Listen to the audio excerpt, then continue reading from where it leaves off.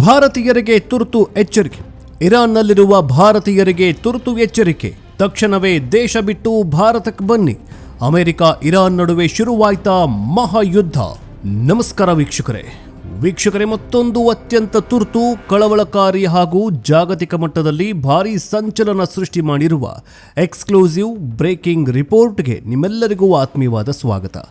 ವೀಕ್ಷಕರೇ, ಇರಾನ್ ದೇಶದಲ್ಲಿ ಈಗ ಅಕ್ಷರಶಃ ಯುದ್ಧದ ಕಾರ್ಮೋಡ ಕವಿದಿದೆ. ಅಲ್ಲಿನ ಪರಿಸ್ಥಿತಿ ಕ್ಷಣ ಕ್ಷಣಕ್ಕೂ ಕೈಮೀರಿ ಹೋಗ್ತಾಗಿದೆ.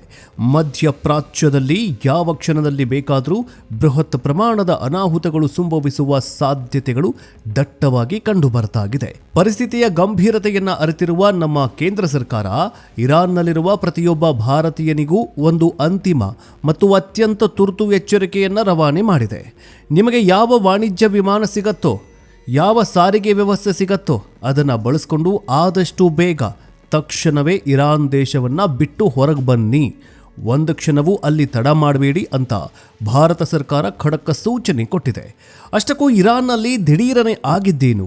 ಈ ವರ್ಷದ ಜನವರಿಯಲ್ಲಿ ಒಂದು ಬಾರಿ ಎಚ್ಚರಿಕೆ ಕೊಟ್ಟಿದ್ದ ಸರ್ಕಾರ ಇದೀಗ ಫೆಬ್ರವರಿ 23ರಂದು ಮತ್ತೆ ಇಷ್ಟೊಂದು ತುರ್ತಾಗಿ ಹೊಸ ಅಡ್ವೈಸರಿ ಹೊರಡಿಸಿರೋದು ಅಸಲಿ ಕಾರಣ ಏನು? ಅಮೆರಿಕ ಮತ್ತು ಇರಾನ್ ನಡುವಿನ ವಾಕ್ಸಮರ ಈಗ ನಿಜವಾಗಿಯೂ ಯುದ್ಧವಾಗಿ ಬದಲಾಗ್ತಾ ಇದೆಯಾ?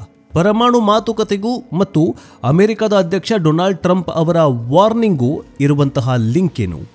ಬನ್ನಿ ಇವತ್ತಿನ ಈ ಡೀಟೇಲ್ಡ್ ವಿಡಿಯೋದಲ್ಲಿ ಇಸ್ಲಾಮಿಕ್ ಬಾಹುಳ್ಯ ಇರುವಂತಹ ಇಸ್ಲಾಂ ರಾಷ್ಟ್ರ ಪತನವಾಗ್ತಾ ಇರುವುದರ ಹಿಂದಿನ ಅಸಲಿಯತ್ತು, ಇಸ್ಲಾಂ ಆಡಳಿತ ಕೊನೆಗೊಳ್ತಾ ಇರುವ, ಅಧಃಪತನವಾಗ್ತಾ ಇರುವ ಇರಾನ್ನ ಕರಾಳ ರೋಚಕತೆಯನ್ನು ಬಿಚ್ಚಿಡ್ತೀವಿ. ಆದರೆ ಅದಕ್ಕಿಂತ ಮುಂಚೆ ಇರಾನ್ ಬಗ್ಗೆ, ಇರಾನ್ನಲ್ಲಿ ಶರಿಯಾ ಕಾನೂನು ತರೋದಕ್ಕೆ ಹೊರಟಂತಹ ಖಮೇನಿ ಆಡಳಿತ, ಇಸ್ಲಾಮಿಕ್ ಆಡಳಿತ ಬಗ್ಗೆ ನಿಮಗೇನು ಅನಿಸುತ್ತೆ? ಕಮೆಂಟ್ ಬಾಕ್ಸ್ನಲ್ಲಿ ತಿಳಿಸೋದನ್ನು ಮಾತ್ರ ಮರಿಬೇಡಿ. ಬನ್ನಿ ವಿಡಿಯೋವನ್ನು ಶುರು ಮಾಡೋಣ. ವೀಕ್ಷಕರೇ, ಮೊದಲು ನಾವು ಭಾರತದ ಸರ್ಕಾರ ಹೊರಡಿಸಿರುವ ತುರ್ತು ಮಾರ್ಗಸೂಚಿಯನ್ನು ತಿಳಿದುಕೊಳ್ಳಬೇಕು. ಈ ಹಿಂದೆ 2026 ಜನವರಿ 5ನೇ ತಾರೀಕು ಭಾರತ ಸರ್ಕಾರ ಒಂದು ಸಲಹೆಯನ್ನು ಹೊರಡಿಸಿತ್ತು. ಆದರೆ ಈಗ ಇರಾನ್ನಲ್ಲಿರುವ ಪರಿಸ್ಥಿತಿ ಸಂಪೂರ್ಣವಾಗಿ ಹದಗೆಟ್ಟಿರೋದ್ರಿಂದ ಆ ಸಲಹೆಯ ಮುಂದುವರಿಕೆಯಾಗಿ ಫೆಬ್ರವರಿ 23ರಂದು ಹೊಸ ಮತ್ತು ಕಟ್ಟುನಿಟ್ಟಿನ ಎಚ್ಚರಿಕೆಯನ್ನು ಬಿಡುಗಡೆ ಮಾಡಲಾಗಿದೆ. ಈ ಎಚ್ಚರಿಕೆ ಕೇವಲ ಪ್ರವಾಸಿಗರಿಗೆ ಮಾತ್ರ ಅಲ್ಲ, ಇರಾನ್ನಲ್ಲಿ ವಿದ್ಯಾಭ್ಯಾಸ ಮಾಡ್ತಾ ಇರುವ ವಿದ್ಯಾರ್ಥಿಗಳು, ಧಾರ್ಮಿಕ ಕೇಂದ್ರಗಳಿಗೆ ಭೇಟಿ ನೀಡಿರುವ ಯಾತ್ರಾರ್ಥಿಗಳು, ಉದ್ಯಮಿಗಳು ಮತ್ತು ಪ್ರವಾಸಿಗರು ಸೇರಿದಂತೆ ಪ್ರತಿಯೊಬ್ಬ ಭಾರತೀಯ ಪ್ರಜೆಗೂ ಮತ್ತು PIO ಪರ್ಸನ್ ಆಫ್ ಇಂಡಿಯನ್ ಒರಿಜಿನ್ಗಳಿಗೂ ಅನ್ವಯವಾಗ್ತಾಗಿದೆ.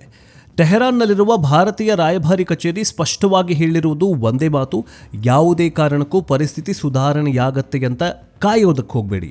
ಲಭ್ಯವಿರುವ ಕಮರ್ಷಿಯಲ್ ಫ್ಲೈಟ್ಗಳು ಅಥವಾ ಬೇರೆ ಯಾವುದೇ ಸಾರಿಗೆ ವ್ಯವಸ್ಥೆಯ ಮೂಲಕ ತಕ್ಷಣವೇ ಇರಾನ್ನಿಂದ ಹೊರಗಡೆ ಹೋಗಿ ಅಂತ ಭಾರತೀಯ ರಾಯಭಾರಿ ಕಚೇರಿ ಸ್ಪಷ್ಟಪಡಿಸಿದೆ.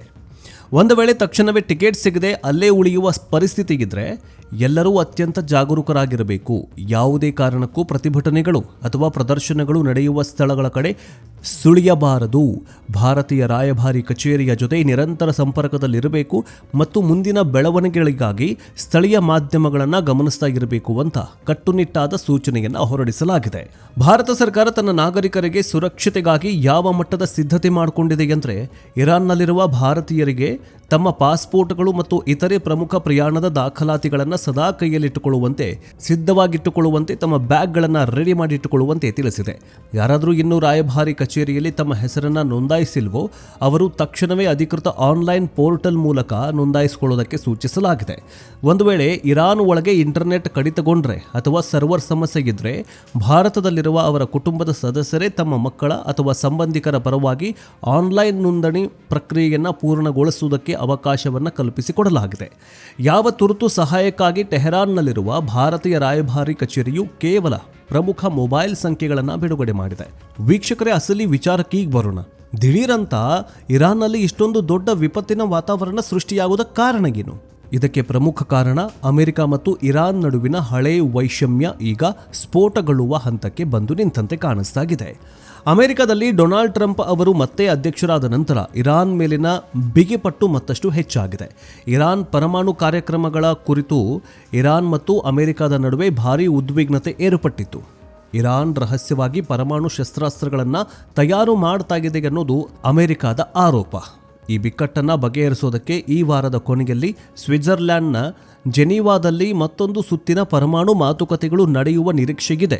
ಆದರೆ ಈ ಮಾತುಕತೆಗೆ ಮುನ್ನವೇ ಅಮೆರಿಕ ಅಧ್ಯಕ್ಷ ಡೊನಾಲ್ಡ್ ಟ್ರಂಪ್ ಅವರು ಇರಾನ್ಗೆ ನೇರವಾದ ಮತ್ತು ಅತ್ಯಂತ ಕಠಿಣವಾದ ಎಚ್ಚರಿಕೆ ನೀಡಿದ್ದಾರೆ. ಒಂದು ವೇಳೆ ಜೆನೀವಾ ಮಾತುಕತೆಯಲ್ಲಿ ಯಾವುದೇ ಒಪ್ಪಂದಕ್ಕೆ ಬರದೇ ಹೋದರೆ ಇರಾನ್ ಅತ್ಯಂತ ಗಂಭೀರ ಪರಿಣಾಮವನ್ನು ಎದುರಿಸಬೇಕಾಗತ್ತೆ ಅಂತ ಡೊನಾಲ್ಡ್ ಟ್ರಂಪ್ ಗುಡುಗಿದ್ದಾರೆ. ಟ್ರಂಪ್ ಅವರ ಈ ಖಡಕ್ ಹೇಳಿಕೆಗಳು ಕೇವಲ ವಾಕ್ಸಮರಕ್ಕೆ ಸೀಮಿತವಾಗಿರದೆ ನೇರವಾದ ಮಿಲಿಟರಿ ಕಾರ್ಯಾಚರಣೆಯ ಭೀತಿಯನ್ನು ಹುಟ್ಟುಹಾಕಿದೆ. ಒಂದು ಕಡೆ ಅಮೆರಿಕದಂತಹ ಬಲಿಷ್ಠ ರಾಷ್ಟ್ರದಿಂದ ನೇರವಾದ ಬೆದರಿಕೆ ಇದ್ದರೆ, ಇನ್ನೊಂದು ಕಡೆ ಇರಾನ್ ದೇಶದ ಒಳಗಡೆನೆ ಆಂತರಿಕ ದಂಗೆಗಳು ಶುರುವಾಗಿದೆ. ಹೌದು, ಇರಾನ್ನ ಕೆಲವು ಪ್ರಮುಖ ಭಾಗಗಳಲ್ಲಿ ಅಲ್ಲಿನ ವಿದ್ಯಾರ್ಥಿಗಳೇ ಸರ್ಕಾರದ ವಿರುದ್ಧ ಬೃಹತ್ ಪ್ರತಿಭಟನೆಯನ್ನು ಆರಂಭಿಸಿದ್ದಾರೆ. ದೇಶದ ಆರ್ಥಿಕ ಬಿಕ್ಕಟ್ಟು, ಕಟ್ಟುನಿಟ್ಟಿನ ನಿಯಮಗಳು ಮತ್ತು ಆಡಳಿತದ ವೈಫಲ್ಯಗಳ ವಿರುದ್ಧ ಅಲ್ಲಿನ ಯುವ ಜನತೆ ರೊಚ್ಚಿಗೆದ್ದಿದ್ದಾರೆ. ಒಂದು ಕಡೆ ಹೊರಗಿನಿಂದ ಅಮೆರಿಕದ ದಾಳಿಯ ಭಯ, ಇನ್ನೊಂದು ಕಡೆ ಒಳಗಿನಿಂದ ಸ್ವತಃ ದೇಶದ ಪ್ರಜೆಗಳೇ ನಡೆಸ್ತಾ ಇರುವ ಉಗ್ರ ಪ್ರತಿಭಟನೆ. ಇವೆರಡರ ನಡುವೆ ಸಿಲುಕಿರುವ ಇರಾನ್ ಅಕ್ಷರಶಃ ಒಂದು ಕುದಿಯುವ ಜ್ವಾಲಾಮುಖಿಯಂತಾಗಿದೆ. ಇದೇ ಕಾರಣಕ್ಕೆ ಈಗ ಆಂತರಿಕ ಮತ್ತು ಬಾಹ್ಯ ಪ್ರತಿಭಟನೆಗಳ ನಡುವೆ ನಮ್ಮ ಭಾರತೀಯರು ಸಿಲುಕಿ ತೊಂದರೆಗೆ ಒಳಗಾಗಬಾರದು ಅಂತ ಏಕೈಕ ಉದ್ದೇಶದಿಂದ ಭಾರತ ಸರ್ಕಾರ ಈ ತ್ವರಿತಗತಿಯ ಮುನ್ನೆಚ್ಚರಿಕಾ ಕ್ರಮವನ್ನು ಕೈಗೊಂಡಿದೆ. ಒಟ್ಟಾರೆಯಾಗಿ ಹೇಳೋದಾದರೆ ಮಧ್ಯಪ್ರಾಚ್ಯದ ಪರಿಸ್ಥಿತಿ ಈಗ ಒಂದು ಸಣ್ಣ ಕಿಡಿ ತಾಗಿದ್ರೂ ಬೃಹತ್ ಸ್ಫೋಟಗೊಳ್ಳುವಂತಹ ಸ್ಥಿತಿಯಲ್ಲಿದೆ. ಜೆನೀವಾದಲ್ಲಿ ನಡೆಯಲಿರುವ ಪರಮಾಣು ಮಾತುಕತೆಗಳು ವಿಫಲವಾದರೆ ಜಗತ್ತು ಮತ್ತೊಂದು ಭೀಕರ ಸಂಘರ್ಷಕ್ಕೆ ಸಾಕ್ಷಿಯಾಗುವ ಎಲ್ಲ ಲಕ್ಷಣಗಳು ಗೋಚರಿಸ್ತಾಗಿದ್ದಾವೆ. ನಮ್ಮ ಭಾರತ ಸರ್ಕಾರ ಸದಾ ತನ್ನ ನಾಗರಿಕರ ಸುರಕ್ಷತೆಗೆ ಮೊದಲ ಆದ್ಯತೆ ನೀಡುತ್ತೆ. ಉಕ್ರೇನ್ ಯುದ್ಧವಾಗಿರಲಿ, ಇಸ್ರೇಲ್ ಸಂಘರ್ಷವಾಗಿರಲಿ, ಭಾರತ ಸರ್ಕಾರ ಆಪರೇಷನ್ ಗಂಗಾ, ಆಪರೇಷನ್ ಅಜಯಗಳ ಮೂಲಕ ತನ್ನವರನ್ನ ಸುರಕ್ಷಿತವಾಗಿ ತಾಯ್ನಾಡಿಗೆ ಕರೆತಂದಿದೆ. ಈಗ ಇರಾನ್ ವಿಚಾರದಲ್ಲೂ ಮುಂಚಿತವಾಗಿ ಎಚ್ಚೆತ್ತುಕೊಂಡಿರುವುದು ನಿಜಕ್ಕೂ ಶ್ಲಾಘನೀಯ. ವೀಕ್ಷಕರೇ, ನಿಮಗೇನನ್ಸುತ್ತೆ? ಅಮೆರಿಕ ಮತ್ತು ಇರಾನ್ ನಡುವಿನ ಈ ಜಿದ್ದಾಜಿದ್ದಿ ನಿಜಕ್ಕೂ ಒಂದು ಬೃಹತ್ ಯುದ್ಧದ ರೂಪ ಪಡೆದುಕೊಳ್ಳುತ್ತಾ? ಭಾರತ ಸರ್ಕಾರ ಮುಂಚಿತವಾಗಿ ತನ್ನ ನಾಗರಿಕರಿಗೆ ದೇಶ ಬಿಟ್ಟು ಬರುವಂತೆ ನೀಡಿರುವ ಈ ಎಚ್ಚರಿಕೆ ಸರಿಯಾದ ಸಮಯಕ್ಕೆ ಬಂದಿದೆಯಾ? ನಿಮ್ಮ ಅತ್ಯಮೂಲ್ಯವಾದ ಅನಿಸಿಕೆಗಳನ್ನು ಕಮೆಂಟ್ ಬಾಕ್ಸ್ನಲ್ಲಿ ತಪ್ಪದೆ ತಿಳಿಸಿ. ಜೊತೆಗೆ ಇರಾನ್ನಲ್ಲಿರುವ ಭಾರತೀಯ ಸುರಕ್ಷತೆಯ ದೃಷ್ಟಿಯಿಂದ ಈ ಪ್ರಮುಖ ಮತ್ತು ತುರ್ತು ಮಾಹಿತಿಯನ್ನು ಪ್ರತಿಯೊಬ್ಬರಿಗೂ ತಲುಪುವಂತೆ ಈ ವಿಡಿಯೋವನ್ನು ನಿಮ್ಮ ವಾಟ್ಸ್ಆ್ಯಪ್ ಮತ್ತು ಫೇಸ್ಬುಕ್ ಗ್ರೂಪ್ಗಳಿಗೆ ಮರೆಯದೆ ಶೇರ್ ಮಾಡಿ. ಜೆನೀವಾದಲ್ಲಿ ನಡೆಯಲಿರುವ ಪರಮಾಣು ಮಾತುಕತೆಗಳು ವಿಫಲವಾದರೆ ಜಗತ್ತು ಮತ್ತೊಂದು ಭೀಕರ ಸಂಘರ್ಷಕ್ಕೆ ಸಾಕ್ಷಿಯಾಗುವ ಎಲ್ಲ ಲಕ್ಷಣಗಳು ಗೋಚರಿಸ್ತಾಗಿದ್ದಾವೆ. ನಮ್ಮ ಭಾರತ ಸರ್ಕಾರ ಸದಾ ತನ್ನ ನಾಗರಿಕರ ಸುರಕ್ಷತೆಗೆ ಮೊದಲ ಆದ್ಯತೆ ನೀಡುತ್ತೆ. ಉಕ್ರೇನ್ ಯುದ್ಧವಾಗಿರಲಿ, ಇಸ್ರೇಲ್ ಸಂಘರ್ಷವಾಗಿರಲಿ, ಭಾರತ ಸರ್ಕಾರ ಆಪರೇಷನ್ ಗಂಗಾ, ಆಪರೇಷನ್ ಅಜಯಗಳ ಮೂಲಕ ತನ್ನವರನ್ನ ಸುರಕ್ಷಿತವಾಗಿ ತಾಯ್ನಾಡಿಗೆ ಕರೆತಂದಿದೆ. ಈಗ ಇರಾನ್ ವಿಚಾರದಲ್ಲೂ ಮುಂಚಿತವಾಗಿ ಎಚ್ಚೆತ್ತುಕೊಂಡಿರುವುದು ನಿಜಕ್ಕೂ ಶ್ಲಾಘನೀಯ. ವೀಕ್ಷಕರೇ, ನಿಮಗೇನನ್ಸುತ್ತೆ? ಅಮೆರಿಕ ಮತ್ತು ಇರಾನ್ ನಡುವಿನ ಈ ಜಿದ್ದಾಜಿದ್ದಿ ನಿಜಕ್ಕೂ ಒಂದು ಬೃಹತ್ ಯುದ್ಧದ ರೂಪ ಪಡೆದುಕೊಳ್ಳುತ್ತಾ? ಭಾರತ ಸರ್ಕಾರ ಮುಂಚಿತವಾಗಿ ತನ್ನ ನಾಗರಿಕರಿಗೆ ದೇಶ ಬಿಟ್ಟು ಬರುವಂತೆ ನೀಡಿರುವ ಈ ಎಚ್ಚರಿಕೆ ಸರಿಯಾದ ಸಮಯಕ್ಕೆ ಬಂದಿದೆಯಾ? ನಿಮ್ಮ ಅತ್ಯಮೂಲ್ಯವಾದ ಅನಿಸಿಕೆಗಳನ್ನು ಕಮೆಂಟ್ ಬಾಕ್ಸ್ನಲ್ಲಿ ತಪ್ಪದೆ ತಿಳಿಸಿ. ಜೊತೆಗೆ ಇರಾನ್ನಲ್ಲಿರುವ ಭಾರತೀಯ ಸುರಕ್ಷತೆಯ ದೃಷ್ಟಿಯಿಂದ ಈ ಪ್ರಮುಖ ಮತ್ತು ತುರ್ತು ಮಾಹಿತಿಯನ್ನು ಪ್ರತಿಯೊಬ್ಬರಿಗೂ ತಲುಪುವಂತೆ ಈ ವಿಡಿಯೋವನ್ನು ನಿಮ್ಮ ವಾಟ್ಸ್ಆ್ಯಪ್ ಮತ್ತು ಫೇಸ್ಬುಕ್ ಗ್ರೂಪ್ಗಳಿಗೆ ಮರೆಯದೆ ಶೇರ್ ಮಾಡಿ. ನೀವು ನಮ್ಮ ಚಾನಲ್ಗೆ ಹೊಸಬರಾಗಿದ್ದರೆ ಇಂತಹ ನಿಷ್ಪಕ್ಷಪಾತ, ತ್ವರಿತ ಮತ್ತು ಇನ್ಸೈಡ್ ಡೀಟೇಲ್ಸ್ಗಾಗಿ, ವಿಡಿಯೋಗಳಿಗಾಗಿ ನಮ್ಮ ಯೂಟ್ಯೂಬ್ ಚಾನಲನ್ನು ಬೇಗ ಸಬ್ಸ್ಕ್ರೈಬ್ ಮಾಡಿಕೊಳ್ಳಿ. ನೆಕ್ಸ್ಟ್ ಅಪ್ಡೇಟ್ನೊಂದಿಗೆ ಬೇಗ ವಾಪಸ್ ಬರ್ತೀವಿ. ಜೈ ಹಿಂದ್, ಜೈ ಕರ್ನಾಟಕ, ವಂದೇ ಮಾತರಂ.